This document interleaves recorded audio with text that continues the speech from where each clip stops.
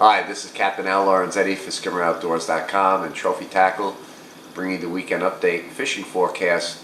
This for the weekend of June 19th, 20th, and 21st.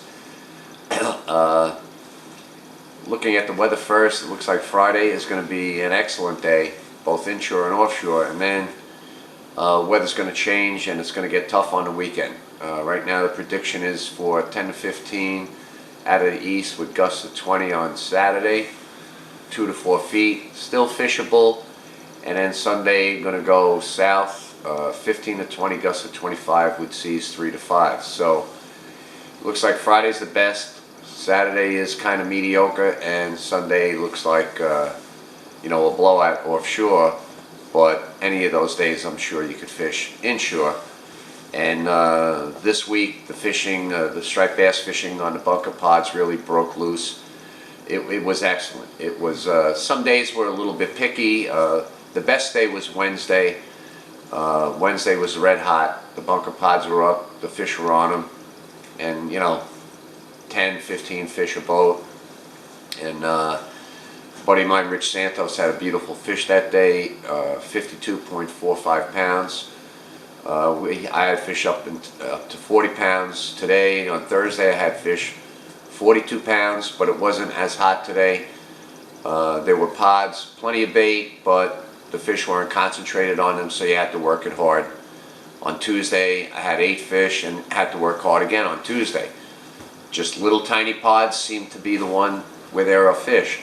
The big bunches of bait, when you see them up on the top with their little fins out of the water and they're kind of strolling along, there's no fish on those pods. So you got to keep running until you find something good, drop in and fish it, and then when you find one you might get a second fish on it, but that's pretty much the way it's been. So any one day to the next could be mediocre, it could be really, really hot action. And this goes all the way as far as east of Mauritius and all the way back to Jones Inlet. So there's a big body of fish around, and I'd say that's a top choice right now for fishing. There are still striped bass inshore as well, inside. The other day after I finished up in the ocean, I stopped inside, made a couple of drifts, caught a couple of striped bass. So that's another option. If you get a windy day and you can't get in the ocean, there's still striped bass to be found inside.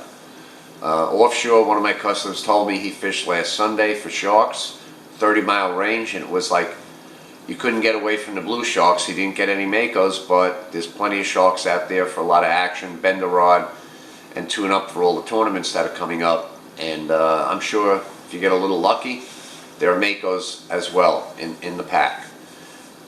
Fluke fishing inside Fire Island Inlet and offshore Fire Island, kind of picky. There's nothing to brag about.